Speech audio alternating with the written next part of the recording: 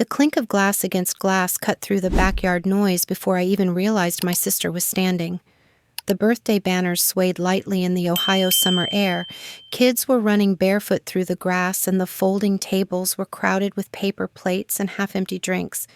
It was supposed to be easy, safe, family. Karen lifted her glass and smiled the way she always did when she had an audience. "All right," she said, laughing before the joke even landed. "A toast to the sibling who always shows up, stuck in failure, desperate to the core, and still completely delusional about themselves." For half a second, no one reacted. Then the laughter came. Not cruel, not shocked. Just automatic. My mother laughed first, then an aunt, then a cousin who didn't even look at me when she did it. The sound spread like it always had, smooth and effortless, swallowing me whole. I felt heat rise to my face, but not surprise. What stunned me was how comfortable everyone was finding it funny. I lifted my own glass slowly. My hand didn't shake. "And congratulations to my sister," I said, my voice calm enough to sound bored. "The one who, from today on, gets to handle her own life." The laughter stopped so fast, it felt like the air had been cut. Chairs froze mid-shift. Someone coughed. Karen's smile cracked, just slightly, as if she couldn't tell whether I was joking or not. I was already lowering my glass. They all assumed I'd said it out of embarrassment or spite or a burst of temper I'd regret later. What none of them knew was that I'd already decided. The silence that followed didn't feel awkward to me. It felt overdue. I stayed seated while Karen tried to recover, letting out a short laugh and waving her hand like she could smooth it all back into place. Someone said my name in that warning tone families use when they think you've gone too far. My mother leaned forward, lips pressed tight, already preparing to translate what had just happened into something softer, something survivable. I didn't help her. For years, I'd learned that if I stayed quiet long enough, the moment would pass. Jokes would be rewritten, sharp edges would be sanded down. Everyone would leave feeling comfortable, and I'd go home feeling small and oddly exhausted, like I'd spent the afternoon holding something heavy with no one noticing. This time, I let the discomfort sit. I could feel eyes on me, measuring, waiting for an explanation I wasn't going to give. I wasn't angry. That surprised even me. The anger had burned out somewhere earlier, long before the birthday cake was cut or the candles were lit. What I felt instead was clarity, the kind that doesn't rush, the kind that doesn't need witnesses. Karen eventually sat back down, her face tight, and conversation resumed in pieces around us. Someone asked about dessert. A child started crying. Music drifted back in from the speaker on the deck. The party limped forward, pretending nothing had shifted. But something had. I'd always been the stable one, the quiet one, the sibling everyone described as fine. I lived in Columbus, worked in operations analysis for a regional logistics company, paid my bills on time, and kept my life orderly enough that no one worried about me. That stability was supposed to be a compliment. Over time, it became a role I couldn't step out of without disappointing someone. Karen, on the other hand, had always been figuring things out. She was younger, louder, more expressive. There was always a plan forming, a setback interrupting it, and another explanation ready when the last one wore thin. In our family, that made her interesting. It made her someone to rally around. I'd learned early that being dependable didn't earn you protection. It earned you expectations. As the party wound down, people avoided my eyes. A few gave me tight smiles. No one asked what I meant. No one asked why I'd said it. They didn't want answers. They wanted things to go back to how they were. I helped clear plates. I hugged my mother. I said goodbye like nothing had happened. Karen didn't speak to me again before I left, and that was fine. I wasn't looking for a reaction. Driving away, I thought about how many times I'd been praised for showing up while quietly paying the price for it. How often silence had been mistaken for consent. How easily a family joke could erase years of effort if it made everyone else more comfortable. What ended that afternoon wasn't our relationship. It wasn't even the money. Not really. It was the pattern. And patterns don't break in dramatic moments. They break when someone finally stops playing their part. I replayed the sound of that laughter for days after the party, not because it surprised me, but because it didn't. The words Karen used weren't new. I'd heard versions of them before, softened into jokes, disguised as concern, delivered privately so no one else had to sit with them. What changed that night wasn't the message. It was the audience. To understand why I didn't flinch when I raised my glass, you have to understand the role my family trained me to play long before that birthday. I wasn't born into it. I grew into it quietly, the way you do when you learn early that being easy is safer than being honest. After college, my life settled into something predictable. I found work in operations analysis, the kind of job that rewarded planning and patience. I rented a small apartment in Columbus, built a budget I actually followed, and lived within it. I didn't call home in crisis. I didn't need rescuing. My parents were proud in that distant way people are when your success doesn't demand their attention. Madison's fine, they'd say, and just like that, I disappeared from the list of people who needed care.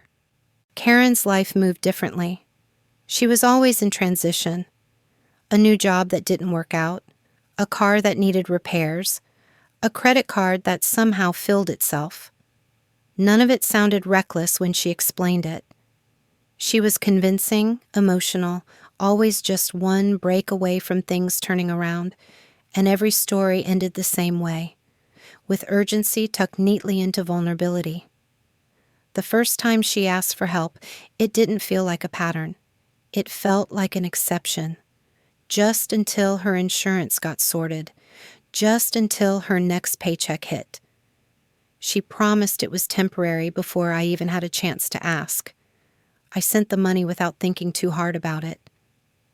That's what sisters did. That's what everyone said.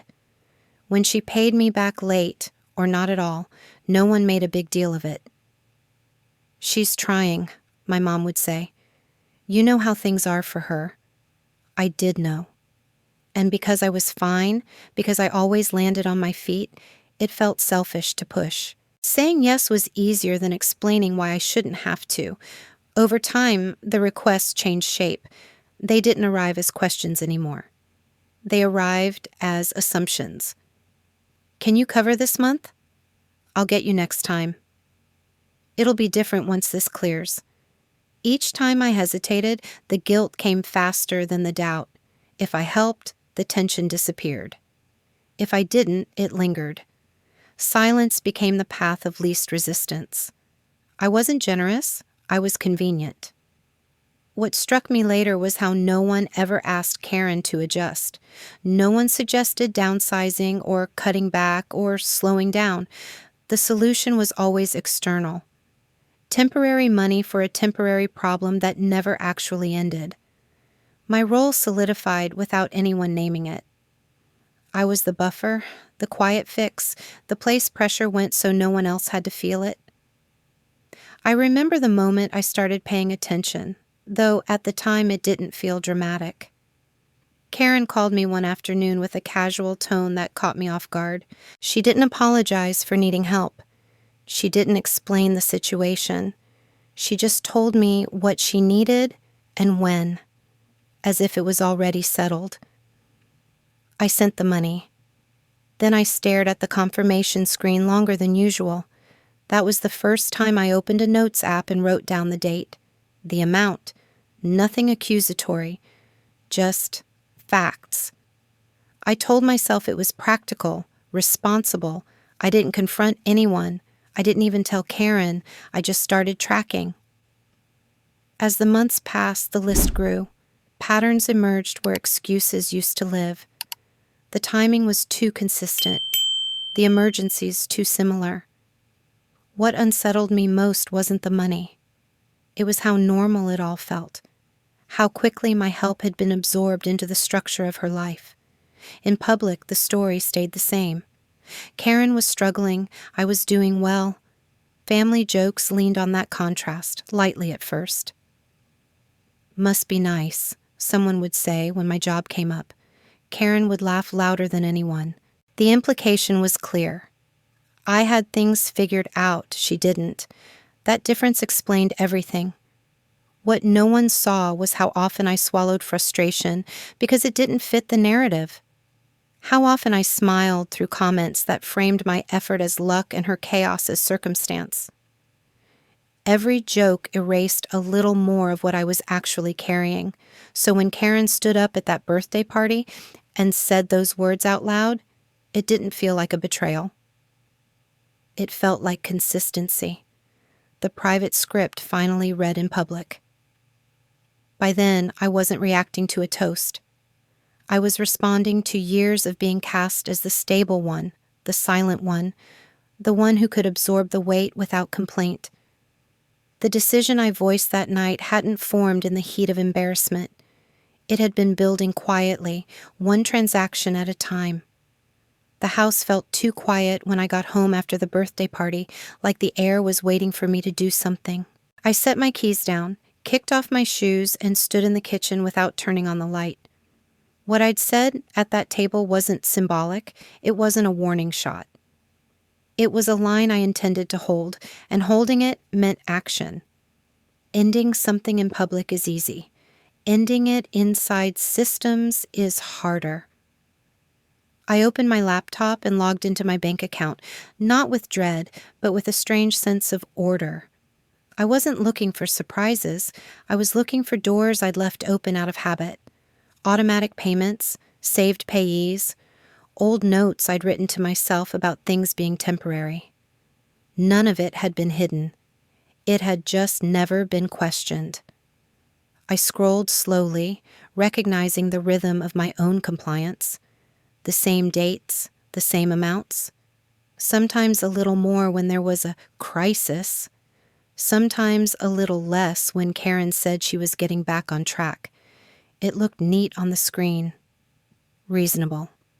That was the unsettling part. From the outside, it could pass as generosity. From the inside, it felt like infrastructure. I started closing things, not angrily, not dramatically. I canceled the recurring transfers I'd set up months earlier to make things easier. I removed my card from accounts I'd been added to just in case. Each click came with a confirmation box, as if the system itself wanted to be sure I knew what I was doing. I did. The first jolt of unease didn't come from Karen. It came from a number I didn't recognize lighting up my phone the next morning while I was already at work.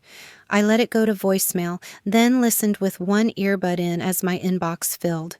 The message was polite, professional. It took a second to register why my name was being used at all. The caller introduced herself as an insurance representative, following up on a missed payment connected to Karen's policy. She mentioned my name casually, as if it belonged there, as if I was part of the arrangement. I stared at my screen, the spreadsheet I'd been working on blurring into columns of gray. I hadn't co-signed anything. I hadn't agreed to manage her accounts. I'd helped. Quietly, repeatedly. Somewhere along the way, that help had been translated into authority. I called back during my lunch break. The woman was friendly, efficient. She explained that my contact information had been listed as a backup. Not an emergency contact, a financial one. Someone to reach if things stalled. I asked when my name had been added. She gave me a date that lined up perfectly with one of the months Karen had assured me everything was finally sorted. I thanked her, asked to have my information removed, and ended the call. No speeches, no explanations about family, just a clear boundary delivered in the same calm tone she'd used with me. When I hung up, my hands were steady, but something cold had settled in my chest. Karen hadn't just borrowed money, she'd borrowed credibility. As the afternoon wore on, more pieces clicked into place. The casual way she'd asked me to just put my name down. The assurances that it was a formality. The confidence with which she'd moved through problems, secure in the knowledge that if something broke, I'd be the one absorbing the impact. I wasn't the exception anymore. I was the plan. What hurt wasn't that she'd relied on me. It was that the reliance had become structural, and no one thought to ask whether I wanted to be part of it. Not her, not my parents. The system worked because I made it work, and because I never objected, it kept expanding. I sent a brief follow-up email to the insurance office confirming I wasn't responsible for future payments. I did the same with another account I hadn't realized still carried my information. Each message felt less like confrontation and more like reclaiming my name. By the end of the day, notifications slowed. One by one, the quiet doors closed. That was when the weight of what I'd done finally registered. Not fear, not regret, anticipation. I knew what came next. Karen would feel it before she understood it. And when she did, the story wouldn't be about systems or boundaries. It would be about cruelty, about timing, about how I could do this now when things were already hard. I sat in my car before driving home, watching people pass by the office windows, all of them carrying invisible arrangements of their own. I thought about how long I'd mistaken peace for stability, how often I'd traded clarity for comfort. Cutting off access wasn't the same as cutting off love, but I knew it would be framed that way. The first reaction, I realized, wouldn't come from my sister. It would come from my family, rushing in to protect the version of the story that had kept them comfortable for years. I expected to hear from Karen first. I expected panic, anger, maybe a late-night call full of apologies or accusations. What I didn't expect was how quickly the rest of my family stepped in, as if they'd been waiting for the moment they could redirect the fallout away from her and toward me. The messages started the next morning, not frantic, not hostile, just disappointed. My mother asked if everything was okay, the way people do when they already believe it isn't. An aunt reminded me that birthdays were supposed to be about love, not lessons. A cousin sent a single line about how hard things already were for Karen and how this probably wasn't the time. Reading them, I realized something uncomfortable. Karen wasn't scrambling alone. She had a narrative moving on her behalf. By the afternoon, the tone shifted. What I'd said at the party had already been retold. In the new version, my response wasn't calm. It was emotional, sharp, an overreaction to a joke that had gone too far by accident. Karen's words were softened into teasing, while mine were sharpened into punishment. Somewhere in that retelling, I became the one who had made everyone uncomfortable. I listened more than I spoke. Each call followed the same arc. Concern, then correction. I was asked why I couldn't have handled it privately. Why I'd chosen that moment. Why I'd let money turn into a weapon. The implications sat heavy in the pauses between words. If I cared about my sister, I would fix this quietly. When my mother finally called, there was no small talk. She went straight to the point. She said I'd embarrassed Karen. She said I'd blindsided the family. She said things didn't need to be handled this way. What she didn't say was anything about what Karen had done. I realized then how much silence had always been mistaken for agreement. They didn't want clarity. They wanted containment. Karen's voice reached me indirectly, filtered through other people. She was hurt, confused, devastated. She couldn't believe I'd turned my back on her without warning. According to the version being passed around, she'd been under the impression everything was fine, that I'd never indicated a problem, that this had come out of nowhere. No one mentioned the years before. No one mentioned the requests, the promises, the assumptions. The story wasn't about what had happened. It was about how it looked. I felt the old reflex stir, the familiar urge to smooth it over, to call Karen myself and explain, to tell my parents I hadn't meant it the way it sounded, to find a compromise that would restore the shape of things, even if it meant stepping back into a role I'd already outgrown. But something had shifted. I could feel it in the way the pressure landed differently now. It didn't pull me forward. It pushed me away. That night, my mother asked if we could all sit down together and talk. Not to argue, she said, just to clear the air. The phrase was familiar. Clearing the air usually meant burying the truth under better manners. I told her yes anyway, because I knew what was coming couldn't be handled through half conversations and careful tones. Karen didn't call me herself. That stood out more than anything. She let others speak for her, shape the narrative, frame my actions as betrayal rather than response. Even in absence, she was protected. I thought about how often the family had rushed to soften her landings, how quickly discomfort was redirected toward me because I was more likely to absorb it. The expectation wasn't that Karen would change, it was that I would bend. Driving to my parents' house a few days later, I felt the familiar tightening in my chest. Not fear, anticipation. This wasn't going to be about feelings for long. I could sense it in the way everyone had avoided specifics. No one had asked how much help I'd given, or how long it had gone on. They were arguing tone because facts hadn't entered the room yet. As I parked, I understood something with uncomfortable clarity. This wasn't just about my sister. It was about a system that worked as long as someone like me stayed quiet. The moment I stepped out of it, the system reacted the only way it knew how, by turning me into the problem. And for the first time, I didn't rush to correct it. They wanted to talk. That was the word my mother used when she asked me to come over. Talk, as if this was about misunderstandings and tone, as if everything could be smoothed back into place once feelings were aired. I agreed, not because I believed that, but because I knew this argument couldn't stay abstract much longer.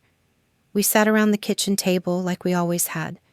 Same chairs, same neutral setting that made everything feel smaller than it was. My parents opened with worry. They were scared for Karen. They were disappointed in how things had unfolded. They asked why I'd chosen that moment, that setting, to draw such a hard line. No one asked how long I'd been helping. No one asked what it had cost. I listened without interrupting. I let them say what they needed to say because I could tell they believed this was still about emotion, about impulse, about a decision made in the heat of embarrassment. When there was a pause, I didn't defend myself. I didn't apologize either. I told them this wasn't about intentions. It was about history. I reached into my bag and pulled out my phone, then my laptop. The room shifted slightly, the way it does when people realize something concrete is coming. I didn't slide anything across the table yet. I just said that before anyone decided what my choice meant, they needed to understand what it was responding to. I started with dates, not stories, months, years. I showed them the first transfer, then the next, then the next. How it began as a one-time help and quietly became a pattern. How the amount stayed steady, then spiked, then settled back into something predictable. Nearly 3 years of regular support interrupted only by promises that never quite stuck. My mother frowned, leaning closer to the screen. My father did the math out loud before he realized he was doing it. The silence that followed wasn't dramatic. It was dense. I kept going.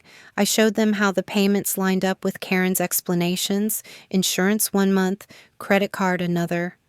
A stretch where rent was supposedly covered, but help was still needed. I wasn't accusing, I was presenting. Each number did its own work. Someone asked if I was sure all of this was necessary. I said yes, because it wasn't about one bad month or one bad year. It was about how long this had been allowed to continue, without anyone asking whether it was actually helping. That was when the question finally surfaced. Where did all of it go? I hadn't asked it out loud before, not because I didn't wonder, but because asking it would have meant admitting something was wrong. I showed them the inconsistencies I'd noticed once I started paying attention. The months where the need didn't match the spending.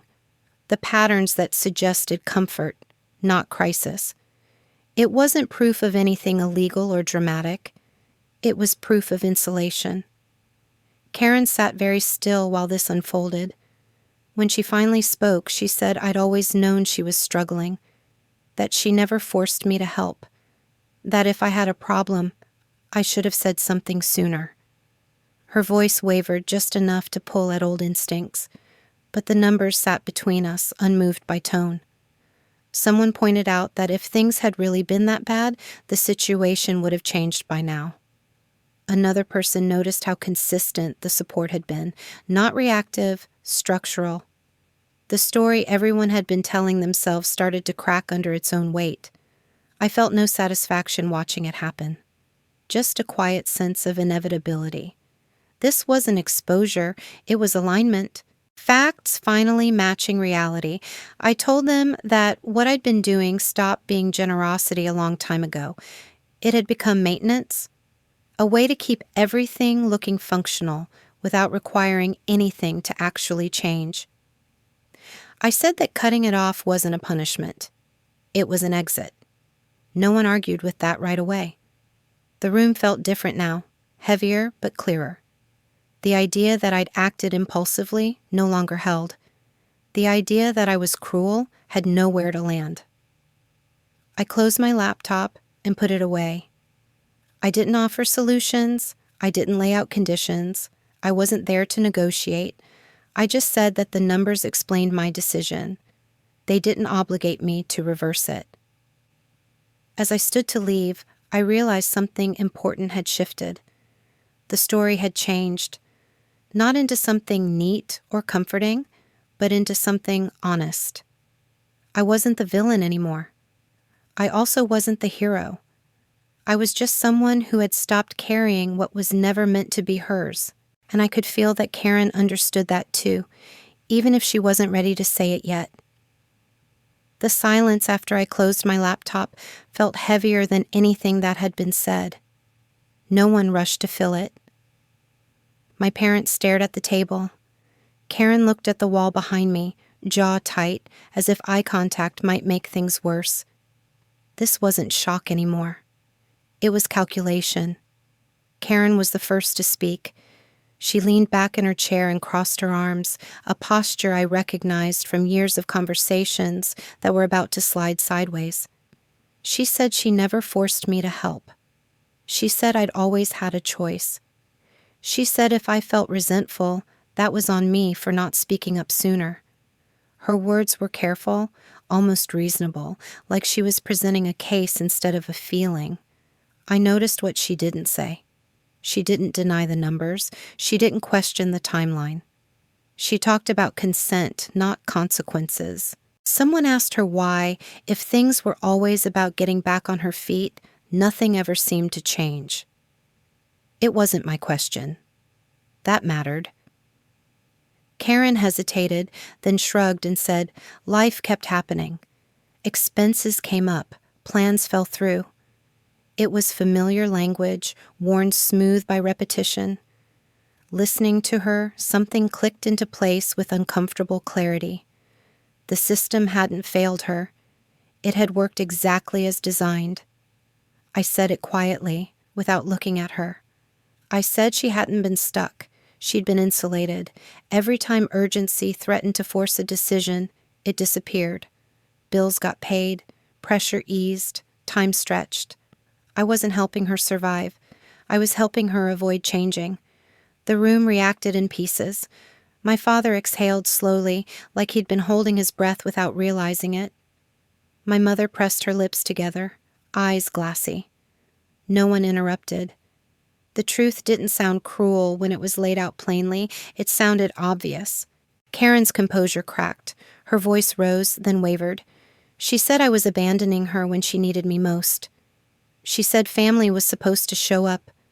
She accused me of choosing money over blood. The words came faster now, less controlled, reaching for sympathy where logic had failed. I didn't counter her emotions with my own. I didn't raise my voice. I didn't repeat the numbers. Other people did that for me, pointing back to what they'd just seen, asking questions Karen couldn't easily answer without unraveling her story further. For the first time, she wasn't steering the narrative. She was reacting to it.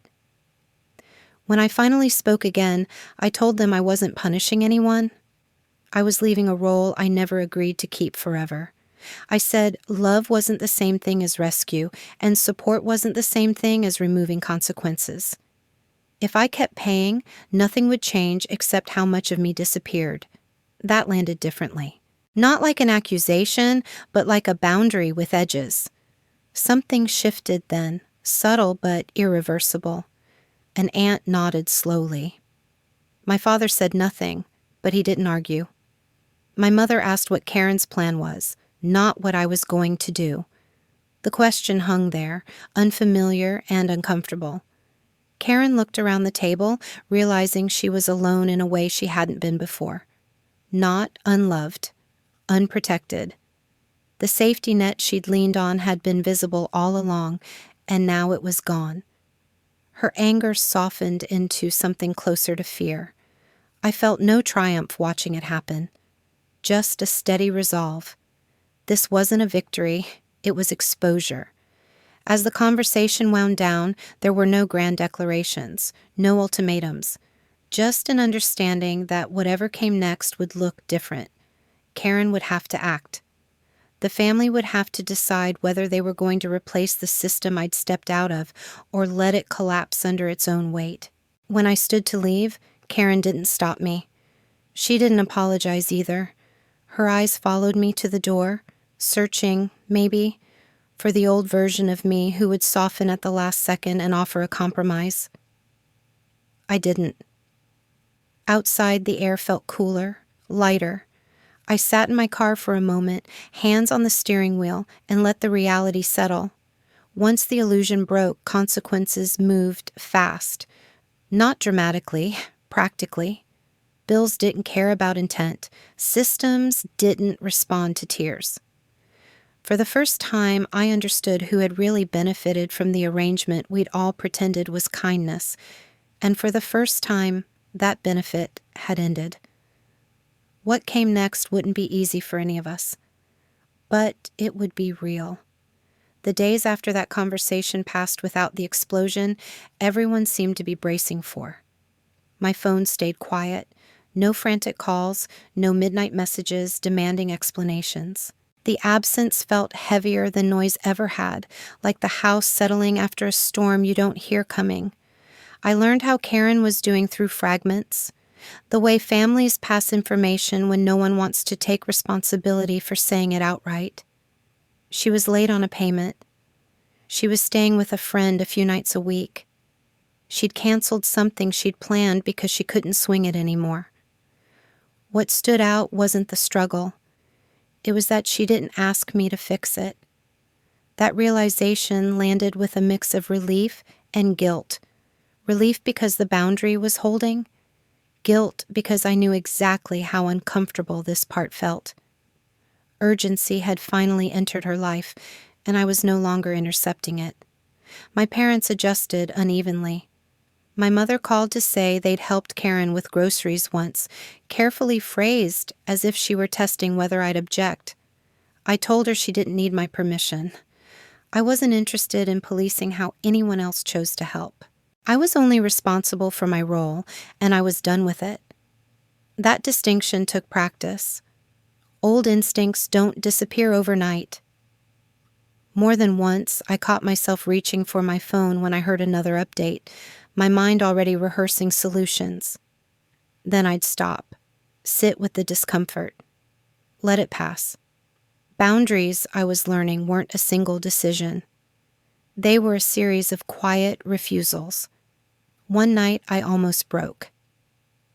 It was late, and I was alone in my apartment, scrolling mindlessly when a message came through from a family group chat I'd muted but never left. Someone mentioned Karen was overwhelmed. Just a sentence. No request attached. My chest tightened the way it always had, that familiar pull toward intervention.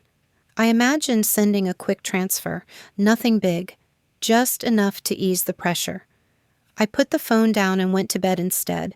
The next morning, the urge was gone, replaced by something steadier. The discomfort hadn't killed me. It had taught me something.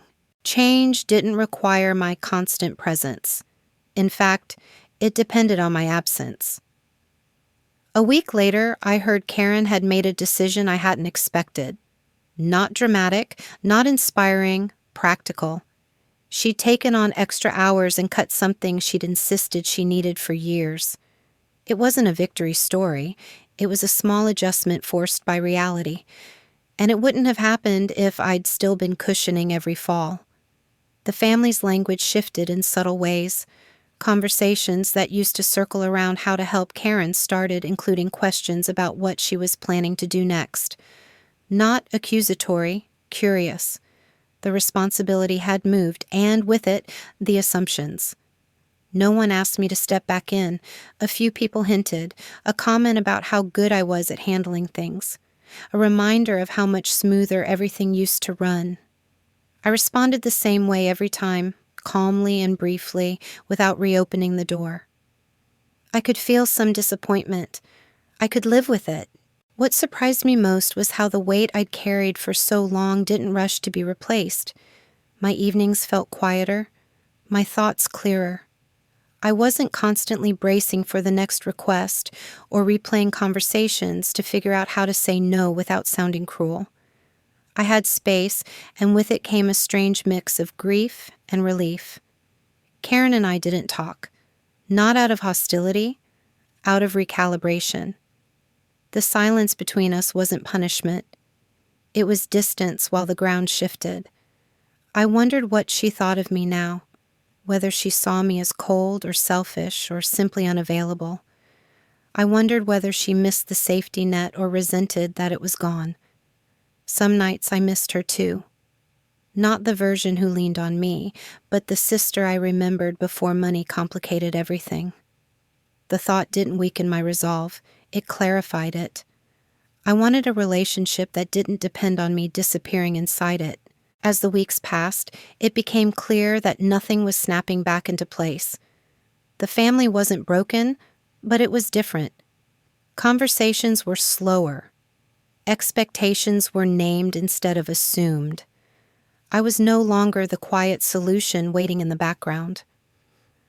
I realized then that the aftermath wasn't about watching consequences unfold. It was about learning to live without the role that had once defined me, letting go of the identity of the one who always showed up, even when it cost her more than anyone noticed. The weight had shifted, not vanished, just moved to where it belonged. And for the first time, I wasn't carrying it alone. I thought back to that birthday party more than I expected to, not because I wished I'd handled it differently, but because I finally understood what that silence had been. It wasn't shock, it wasn't punishment, it was the sound of a truth landing without a place to hide. For years, noise had covered everything, jokes, explanations, reassurances that things would be different next month, next season, next year. Laughter had smoothed over imbalance the way a tablecloth hides a crooked leg. When the laughter stopped, the table didn't collapse. It just showed what had always been uneven.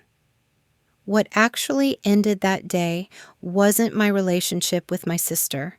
It wasn't even the financial support, not at its core.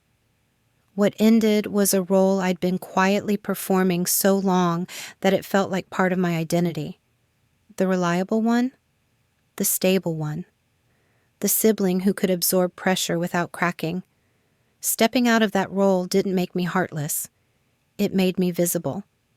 Karen's life didn't fall apart after that. It also didn't magically fix itself.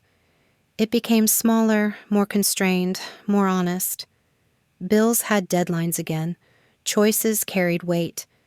I didn't celebrate that. I respected it.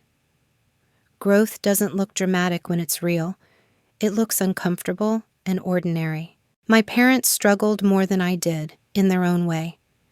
They were used to believing love meant filling gaps before anyone noticed they were there. Letting consequences exist felt cruel to them at first. Over time, it started to feel necessary. Not because they stopped caring, but because caring without limits had cost all of us more than we admitted. As for me, the biggest change happened quietly. I stopped measuring my worth by how useful I was.